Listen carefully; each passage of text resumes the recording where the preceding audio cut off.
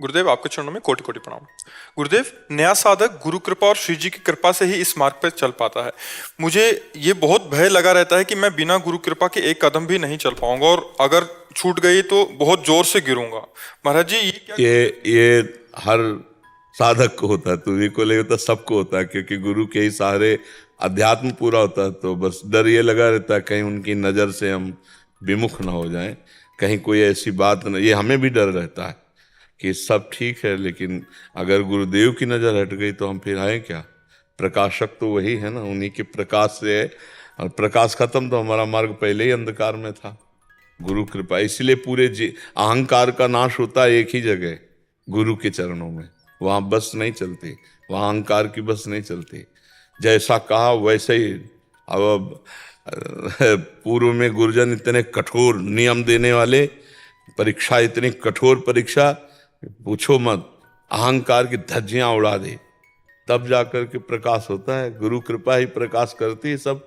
ऐसे ऐसे जितना रगड़ करके गुरुदेव, तो उतना ही अहंकार नष्ट होकर के दिव्य चेतना जागृत होती है हृदय में। अब आजकल तो जरा सा अनुशासन कोई मानने के लिए तैयार नहीं।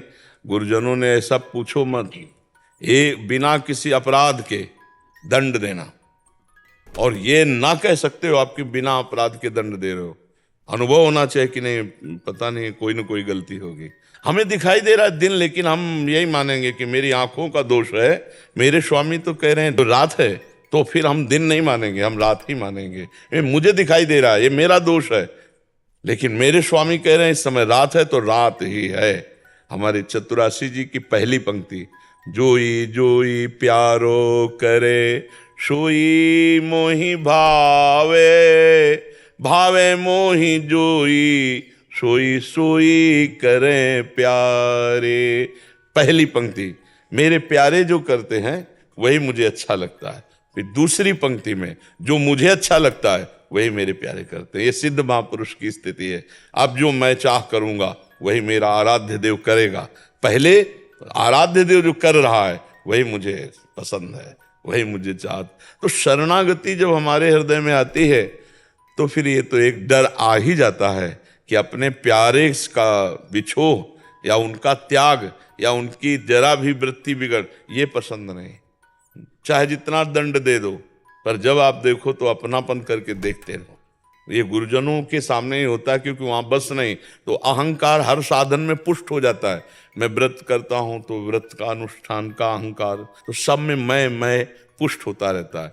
इस मैं के बिना घिसे, गलित हुए, नष्ट हुए परमात्मा प्राप्ति नहीं होती। तो इसीलिए कहा, चाहे शिव बिरंच सम होई, गुरु बिनु भवनिधि तरह न कोई। क्यों? तुम साधना कर सकते हो, लेकिन हम नहीं मिटा सकते। और हम गुरुदेव के सामने मिटता है, क्योंकि वहां किसी की चलती नहीं। तो वो जैसा चाहते हैं वैसा धज्जियां उड़ा देते हैं अहंकार की।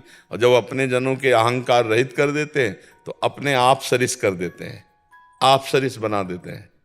पारसमणि लोहे को छुएगी तो सोना बना देगी, लेकिन संत किसी से जुड़ गया तो उसे आप सरिस चाहे सबकी ना, वो उसे अपने समान संत बना देगा। इसलिए पारसमणि और संत में बड़ा अंतर है। पारसमणि तो लोहे को सोना बनाती है, लेकिन संत संत बना देते हैं। बड़े भाग पाए सत्संगा। तो ये अंदर से अगर डर बना रहा तो हम जीत जाएंगे माया। अभय होए जो तुम्हें डेराई, जो इस बात से डरता रहता है कि कहीं गुरुजनों का आश्रय न छूट जाए, कहीं उनकी नजर न बदल जाए, हमसे कोई ऐसा आचरण न बन जाए, तो जीत जाएगा माया पर। धन्य है वो जो गुरुजनों से डरते हैं। डरना चाहिए कि अगर कोई भी गलती हो गई तो दिव्य दृष्टि संपन्न है, वो हमसे दृष्टि हटा लेंगे। आज जो भी वो गुरु कृपा है, वो अंदर और बाहर दोनों जगह से संभाले हुए हैं। जैसे अर्जुन के रथ के घोड़े पकड़े हुए जगत गुरु भगवान बैठे हुए हैं, ऐसे गुरुदेव हृदय में भी और बाहर से भी, बाहर और भीतर स्थिति और परिस्थिति दोनों संभाले हुए हैं। ये तो रहना ही चाहिए। अगर ये नहीं रहा तो फिर जीवन किस काम का। यही डर ही डर पे हरिवंश से, दुनिया से नहीं डरेंगे लेकिन गुरुदेव से। यही डर ही डर पे हरिवंश हित, जिनो भ्रमय गुण सलिल पर, जिह नामन मंगल लोक त्यों, सुहरिपद भज न विलंब कर।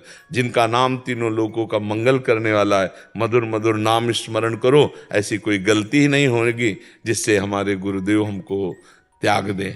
गुरु प्रसन्न साहब अनुकूला, ये खास बात है। जिसके ऊपर गुरुदेव का वरद हस्त है, माया परास्ती नहीं कर सकती, माया प्रश्न ही नहीं कर सकती। और जहां अहम होता है वहां प्रश्न खड़ा हो जाता है। तो गुरुदेव अहम का नाश करते हैं, उनकी चरण शरण में रहें। और हम सब गुरुदेव से डरते हैं, उनके चरणारविंद में ये एक भय केवल इस बात का कि हमसे कोई गलती ना हो जाए जिससे नजर फेर लें, बस।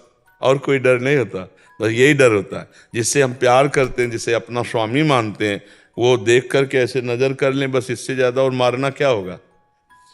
अगर ये चलो डांट फटकार रहे हैं तो हमें और गर्व है कि अपनापन से डांट तो रहे, लेकिन नजर फेर ली, फिर क्या जीवन रह गया। तो इतना भय बना रहेगा तो हम कहीं पाप नहीं करेंगे, क्योंकि हमें पता है हम जाएंगे तो हमारे गुरुदेव नजर फेर लेंगे।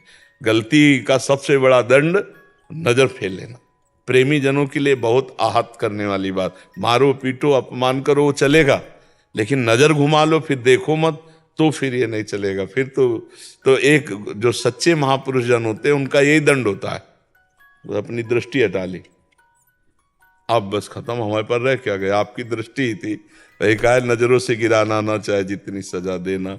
नजरों से जो गिर जाए तो मुश्किल ही संभल पाए। इसलिए ये डर रहना चाहिए हर शिष्य को कि हमारे गुरुदेव के सामने जब हम जाएं तो हम ऐसे कि गुरुदेव हमको प्यार से इतना तो देखे कि बुरा है पर मेरा है, इतना हमें होश रहे कि हमसे ऐसी गलती न बन जाए कि उनको एक कहना पड़े अंदर से कि ये मेरा नहीं है। फिर क्या रह गया। बुरे हैं हम, दंड के पात्र हैं, अधम है, लेकिन स्वामी आपके हैं, बढ़िया बात बन गई। ये तो डर रहना चाहिए।